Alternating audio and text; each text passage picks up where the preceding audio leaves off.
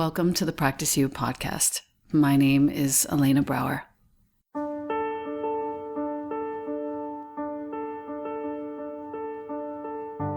Together, we'll explore and enjoy content and conversations around mastering transitions in our relations, our wellness, our careers, our families, and especially in our missions and visions. You are invited to learn and love and listen with me. Welcome to Practice You.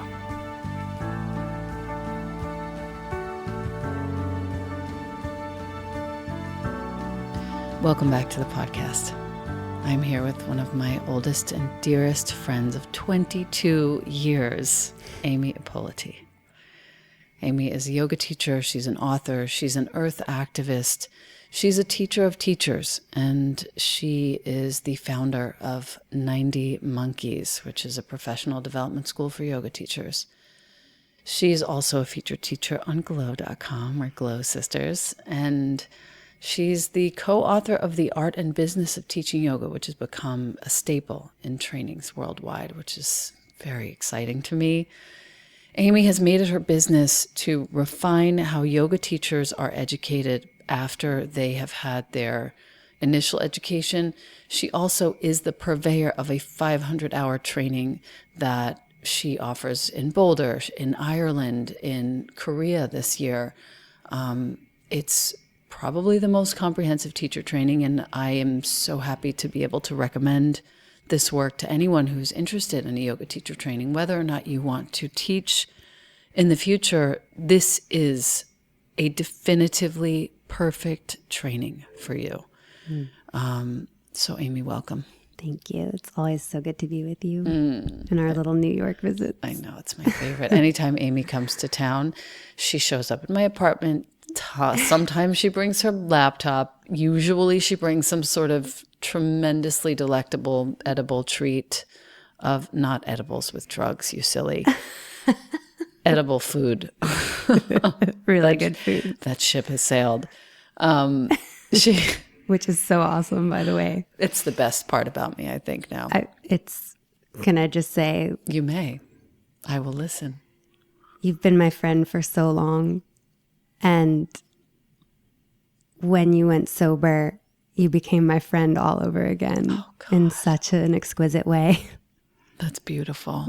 I found you again. Oh, that's beautiful. Drinking that in. Go on. Just drinking that in. I want to talk a little bit about leadership, about mentorship, and just sort of building community. I think that's something you do really well, and it's one of the basic tenets of the 90 Monkeys program. So first, with regards to our, let's say, origin, we met in 1997 or 8. We were both at Om Yoga with Cindy Lee. I was just entering into my teacher training. Amy had just finished the first round of Cindy's teacher training at that space. And we were children. Straight up, little beautiful babies. We stayed friends. We were sort of mirroring each other. And as you pointed out earlier, we came up in yoga when there was no yoga around. There were 4 studios in New York City, maybe. Cindy was the 4th one. There was no Sting doing yoga, and Willem Dafoe and Moby and Madonna and all the people that started doing yoga that created this massive burst of energy in the yoga space. And suddenly we went from, there's no work at all to, oh my God, there's lots of work. And then it proceeded forward in the early 2000s into so many teacher trainings that suddenly we had too many teachers and not enough work. And this, I'll let you talk about it, but this is really where the 90 Monkeys program was born. It started out as 90-minute, what was it called? I actually created, from that time in New York, when all the teachers were coming out of our teacher trainings at Vera Yoga, Right. actually Elena's studio. Right. I was heartbroken when they couldn't get gigs. They couldn't get jobs. And I started going into overdrive to study how do I help? How do I help people, these teachers, get jobs and stand out? How do I help them make their classes events instead of ho-hum yoga like everybody else? That put me into overdrive, studying marketing, studying personal finances, money management, all the things that yoga teachers don't learn in teacher trainings. Right. How to survive, how to put food on the table, how to live a lifestyle of a yogi, which isn't cheap. We eat organic and we like to give to charity. We take care of our body. Yeah, and put our kids through college just like anybody else. And so I studied that as much as I studied the Bhagavad Gita and the sutras, and put together a course called 90 Minutes to Change the World, which then became 90 Monkeys. Because we like monkeys. Because monkeys are cute. Monkeys are cute, and there's an army of them in the Ramayana. Ah. And so we wanted to connect to that and think of this idea that yoga teachers are a yoga army. We're an army of people trying to make the world a better place. Peacemakers. Yeah. And Lord, do we need that now? Lord, please. Your leadership shines in that whole arena. And I think for people who are just coming up as teachers, even if you've had a previous 200-hour training, it's worth it to look into 90 Monkeys, because the quality of your understanding of marketing as a tool that helps, of the business side of yoga, how to be smart about what you're asking for in terms of your pay, how to be responsible with your boundaries. All of these things are the subtleties that very few trainings can offer well. Mm. So I have a lot of respect for that. Thank you. And we've talked a lot. We had a really beautiful interview with Megan Rabbit in Yoga Journal. Mm-hmm. I'll try and link it in the show notes, actually, regarding mentorship. Mm-hmm. And I thought it might be interesting to touch on that here, because I do feel like it's a critical aspect of where we've evolved as a community now. What does it mean to you? Mm-hmm. How do you work with it? Is it paid? Is it unpaid? What's mentorship to you? Mentorship to me, I mean, I think back to my own history of being mentored, and I had this burning desire to learn everything that my teacher knew. And that meant being next to him, being with him as much as possible. All the mentors I've had, it's about time. It's really about like not checking off a box, like, oh, I did their training, but going like, how much time can I spend with this human? And let me make it massive, the amount of time that I spend, massive and consistent, not just one time check a box. And that taught me in a way that I can never even imagine if I had just gone to trainings. And so we actually have a program for it. It's called On the Road. And once someone has taken certain modules in our 500-hour program, for example, they are eligible then to come on the road and be an assistant in our classes. So there's that level of mentorship where it's like being in the moment with the yoga, seeing how the teacher handles the students in the room in the moment. A training is a sort of fabricated environment where you do peer teaching and you go off with another teacher and teach them. But when you see somebody who's having a knee issue in Ardha Bhekasana and how the teacher handles that, then you know what to do next when you're faced with that same challenge with a student. So I see, pure yoga mentorship that way in terms of asana. But then, of course, there's coaching, there's mentorship on so many levels with the personal work that yoga teachers need to do on themselves in order to teach in a mature way, in order to hold space for a group. There's that personal transformation. And I know both of us have done work with the Handel method, and I've done coaching, but I feel like my mentors at that time radically changed my view on the world, how I organize my life, all that stuff. And I feel like that's another area where yoga teachers can mature as teachers, as leaders, and in holding space for groups. Mm-hmm. It's imperative. And I know it's not yoga, but good yoga means you find transformation in all areas of life, not just on the mat or on the cushion. Like Right. good yoga, it's like, it's why I go to the gym.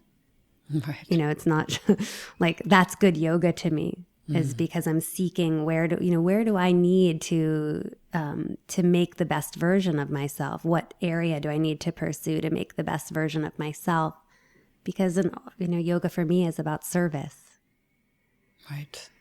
It is for you about service, for real. So if I'm feeling good in my body, if I'm feeling organized in my home, if my finances are managed well, like I'm a good yoga teacher. It isn't that I've done tons of yoga or I've done tons of yoga mentorship. So I see mentorship multifaceted, I suppose. Okay. And I did have a yoga mentor. Yes. You did. Yes. Who was it? Well, it was John. I see. Yeah. Of course. Yeah. Reference is to John Friend, who is the Yeah. founder of Anusara, which is kind of where we came up, both of us. Mm-hmm. I think it's important to take a little commercial break and say, we completely honor our time in Anusara Yoga. For those of you that don't know, Anusara was a tradition that had a very short lifespan and a very long wingspan, broad wingspan. A lot of us who came up in Anusara have gone on to create really beautiful, meaningful, potent ripples in the yoga world, I feel. Not being self-congratulatory, just being factual. When I think of Christina Sell and Darren Rhodes and you and Noah Maze and Desiree Rumbaugh. Oh my God, who am I missing? Everyone. Everyone. Mark Holtzman. Mark Holtzman, oh my God. Sienna.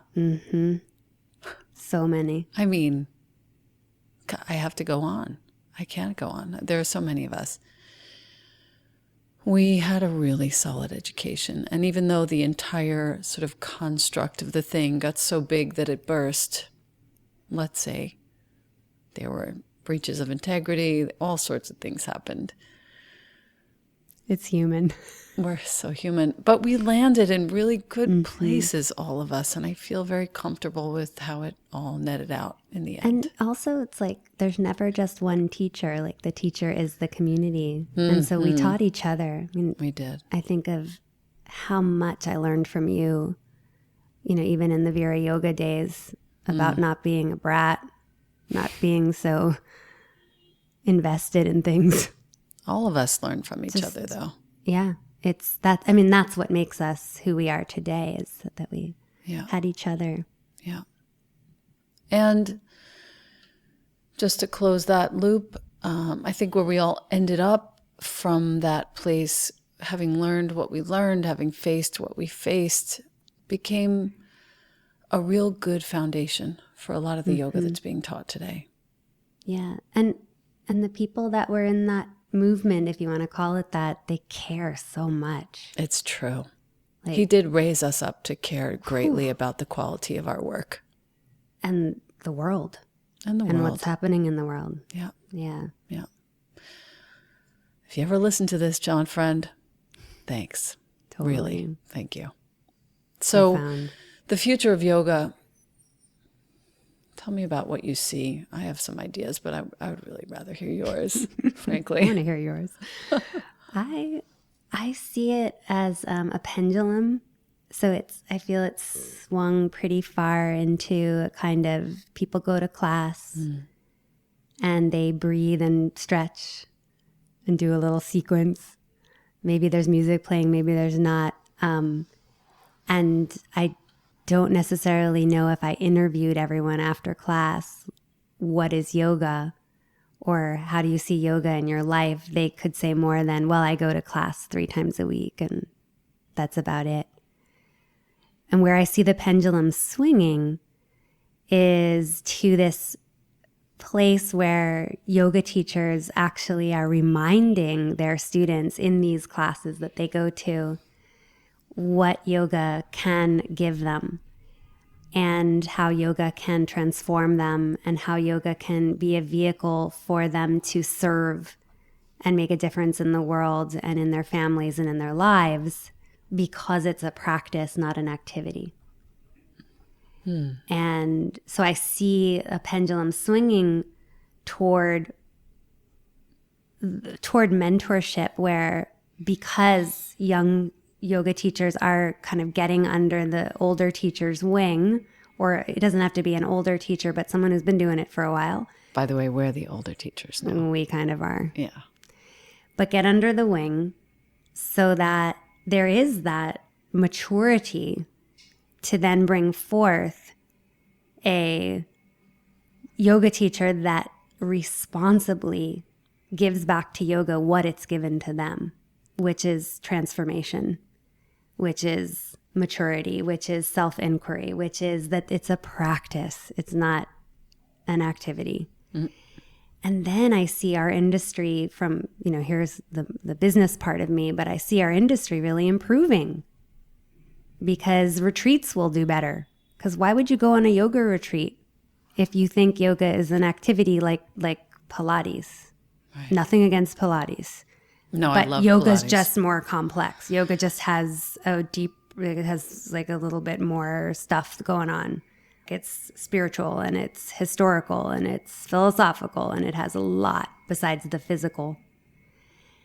So I see retreats doing better. I see festivals and conferences being more generously attended or abundantly attended. Because we went through a period where that was like enormous, massive, right. And now it's sort of like waning a bit. Yeah, like you ask the average yoga student, like, would you go on a yoga retreat? Well, why?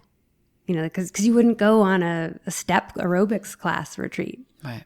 So if yoga is only physical and teachers aren't bringing in some of the, like a theme even to a class, a nugget for our students to contemplate. Right. Then it is purely physical. Right. So that's where I see it. And I get excited for, one, yoga teachers to get themselves trained really well and pursue training because of studentship. You're always a student. Getting under the wing so that they're teaching extraordinarily well. Because I feel like that's the best way to learn is when you're under the wing. Meaning just in the presence of your teacher, watching your teacher in real time. In real time. Yeah. Mm-hmm. And thirdly, that responsibility of giving a class theme, making it about more than the physical, I think is going to change the industry from a financial standpoint. Like from how many people are embracing yoga as a full practice, not just a thing that they go to. And if you're a teacher and you're listening to this, do us a favor. And keep your talk at the beginning of class to under 5 minutes. That's all. Yeah. 3. 3 is best. But have it have meaning. Yeah. That's it. Meaning to you and relevance to the people there. It shouldn't just be a story about you. It should be a relevant story to the people there. Something universally potent. Good. I'm glad we got that. I think next I would love to talk about your answers to the 3 questions that I always ask everyone. I love these questions. The first being, what in your life or space needs healing right now? I think for me, I'm constantly working on embracing the season that I'm in my life. So whether that's where I'm at professionally, but mostly where I'm at in my age. Got it. So this means physiologically, emotionally, mentally. It's a process. Yeah. We're both the same age now. We're almost 50 years old. Yep. Feels like such an honor. Yeah. And I feel as though I have 2 feet in my 30s. Yes. Or early 40s, and 2 feet like I'm 80 years old. And it's been that way for about 5 years. I think we're like in the puberty of our adulthood. Puberty of elderhood. Yeah. And so it's a constant touching in and awkwardness of that. It feels awkward. And so that's so beautiful. Yeah. I'm embracing it as best I can. You also, for those of you that have never met Amy, look at her picture because she still looks like she's in her 30s. So does Elena. No, this one's like a real kid, like a kiddo. The second question is, what's your favorite view? Oh, my favorite view is when I'm looking into someone's eyes and their eyes are filled with tears. Oh, God bless Jesus. Good Lord.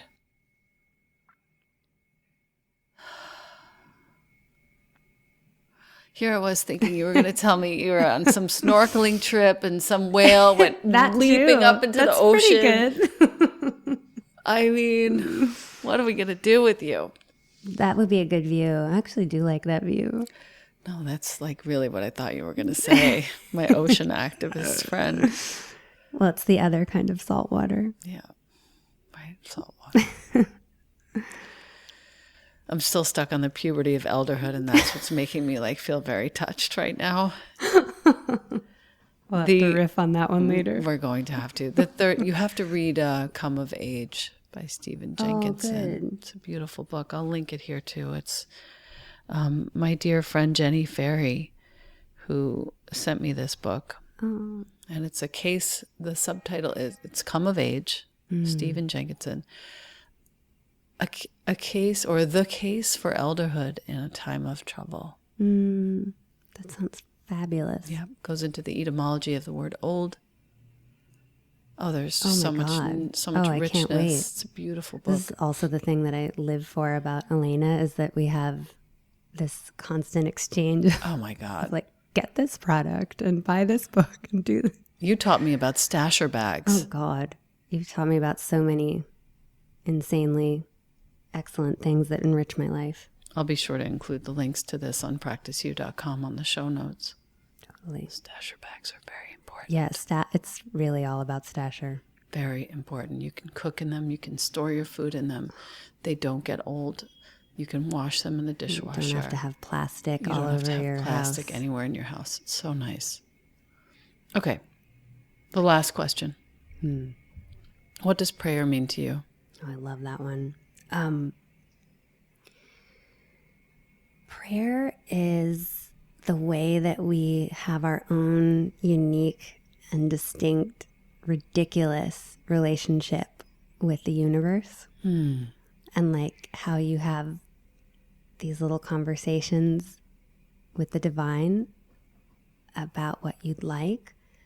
But I think it's so important to have that conversation be your own. Yeah.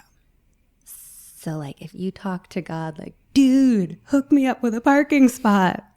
Like that's how you talk to him or her or Right. whomever. But you have to have your own little authentic voice and conversation. And then, wow, you can manifest almost anything. And so don't make it anyone else's voice. No. I see. And you can find that voice by getting quiet and meditating and keeping the dialogue open. Yeah. But I love how unique the voices can be. It's fun to say, dude, I would live for a parking spot right now. Hook me up, yo. Or, dude, I could really use some loving touches right now from my child. Can you please warm him up? You know? Right. Right. I love... That's prayer. I just love the idea that prayer can be literally anything you want it to be. Mm-hmm. And I love hearing everyone's answers. Those are great questions. Yeah. The contribution that you've made to the ecology of the yoga teaching community is substantial. And I'm curious to know, lastly, what you feel your future is in this. Do you feel like you'll be teaching for a long time longer? Do you feel like you're going to pursue other interests? I feel like it'll be a continuation of where I've been, which is like, yes, I'm going to keep doing it. I'm super stoked for those coming up in our training program to take the baton as well. I'm really super into that. And, you know, my other interests are pretty broad, and I'm happiest on a boat doing ocean conservation work. And I'm also really happy doing my best to work for a world that is moving away from devastating climate change. So I do see myself getting into the trenches a lot more. I always felt like my activism, it didn't take a back seat to my yoga, because I felt like my yoga was my activism, that by being an example, I could affect change.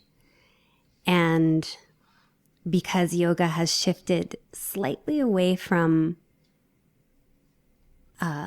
having themes like we talked about, it's become more physical. I feel more of a need to put myself back into the trenches. I see. Of teaching. Not of teaching, of activism again. I see. Got it. Those trenches. Got it. And so I'm actually, I'm kind of working with how much do I jump back into that versus making the yoga be my activism. And you know what Yoga Rupa says? Sorry to interrupt you. Go for it. He really he's made a clear distinction between your activism, your politics, whatever it is, out of the yoga class, and keeping your yoga class about the yoga, the connectivity, the touching in with the point of peace that is always within you and always at rest. Totally agree. I really found that very refreshing. I heard him say that again recently, and I was reminded of how important that is to me too. I go to yoga to teach yoga. I'm not there to talk about anything else other than you, the student, having a connection with yourself, period. Well, and being a role model, I feel like just being yourself when you're teaching can do wonders toward inspiring someone to care more in the world. So that's where my yoga has been activist-y. I see. But then there is this separate work of, my ocean conservation work, politics, whatever it is. But the environment it's in a dire state. We have 11 years. That's what I was reading. Yeah. 11 or 12 years. Yeah. And I've known this since I was 20. Yeah. 17, 18. But I thought that just teaching was enough. In the last 10 years, I've gotten more into spending some of my time as an activist. And as I said, I feel like I'm wanting to amp that up a little bit as I get older. What's a combination of the yoga and the activism, but amping the activism up more. Got it. What's the top cause that you think of when I ask you to think of what cause you're here for? I know it's the environment. And do you have an organization that you reference? There's there's so many. It's overwhelming, but wildaid.org. Climate change, I feel like I'd need to do a little bit of research on which organizations. No, but if you're... But NRDC really comes to mind. NRDC.org. Yeah, that one really comes to mind. And unfortunately, it's more than just organizations at this point for climate change. It really has to do with policy coming from the top, and then it does get political. Right. There. Like who we vote for. Yeah, you know. Of course. Yeah. Of course. Well. Yeah. Blue Sphere Foundation, Sea Legacy. Blue Sphere Foundation? Blue Sphere Foundation. Sphere Foundation. Sea Legacy. SeaLegacy.org. Yeah. Okay. I'll be sure to put these links on the Practice You website where the show notes live. I love you. I adore you. I want you to come back again. I like keeping them short. I'm always around. Good. Every time you come, you're coming here. Bringing food. Anything else? I'll be sure to link up 90monkeys.com/teacher-training so that people can look that up. I think we've covered everything else for now, but there'll be more to come with Amy Ippoliti. Thank you. I love you. I love you.